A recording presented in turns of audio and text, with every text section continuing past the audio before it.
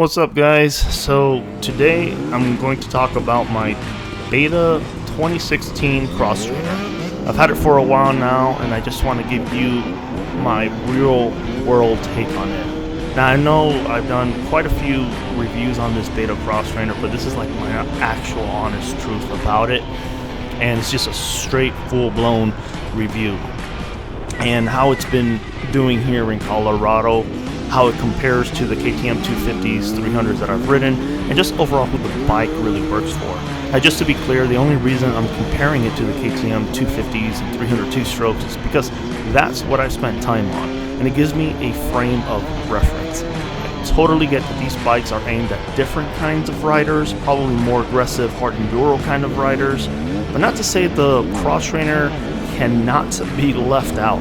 The KTM is more race ready, more premium, and it has a different goal in mind in a sense, while the Beta cross trainer is built for a different experience.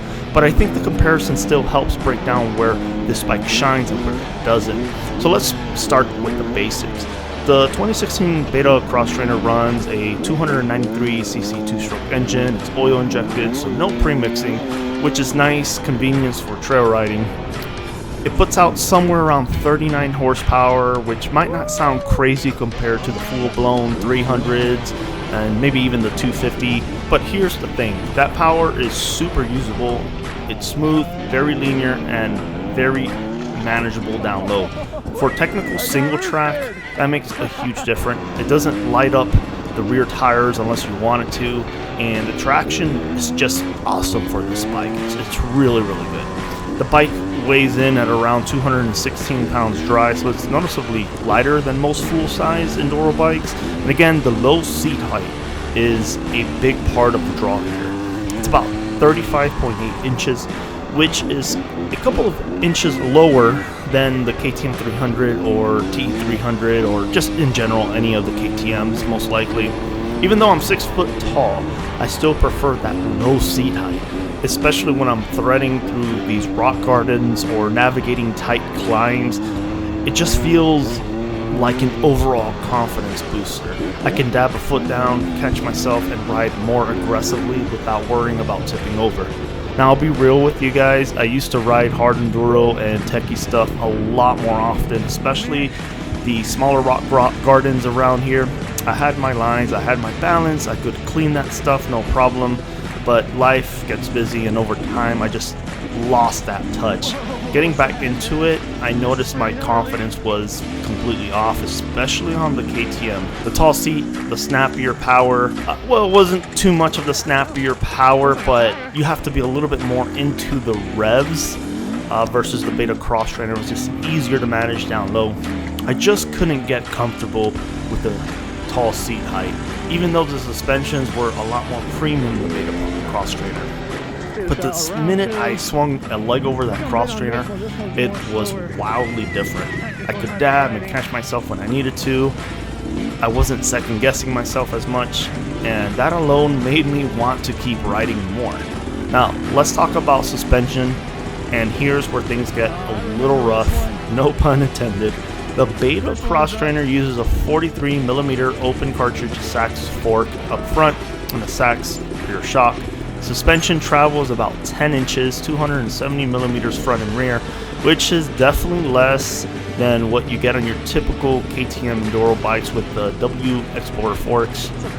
For most terrain like fast, flowy single track, whoops, and of course climbing steep stuff, the cross trainer handles just perfectly fine. But the minute I pick up pace on the loose, choppy, rocky terrain, it does get very harsh.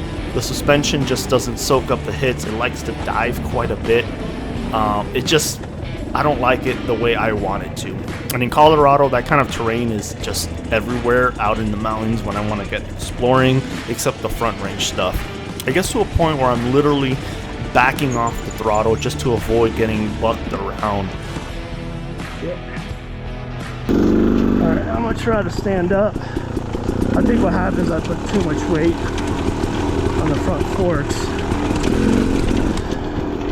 because my KTM definitely doesn't bounce like this.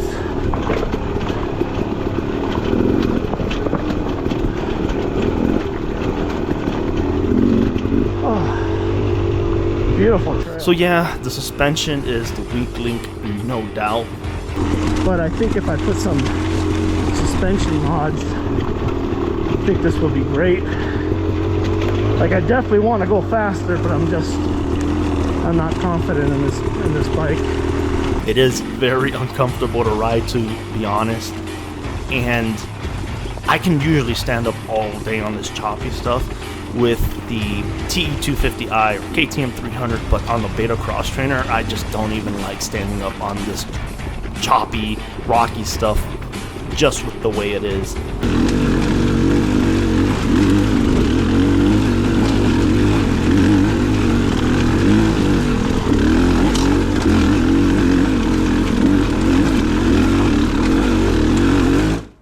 That said, I've been seriously considering throwing some money at a real suspension upgrade, maybe a revalve or a fork swap. I'm not sure yet, because even with all of that, I keep finding myself back on that cross trainer. It's just so approachable. It's the kind of bike you want to ride. It makes up for shortcomings by letting you ride with confidence, and for me, that's everything right now.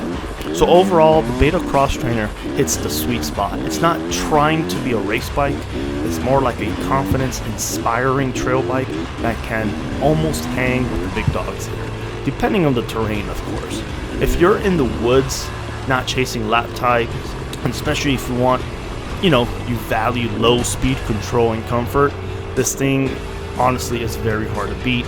But again, if you're riding rough terrain at a faster pace, like I try to do here in Colorado, the stock suspension is going to hold you back 100%. Still, with some smart upgrades, I think this could be one of the best all-around bikes for a lot of riders who just want to have fun and build their skills back up.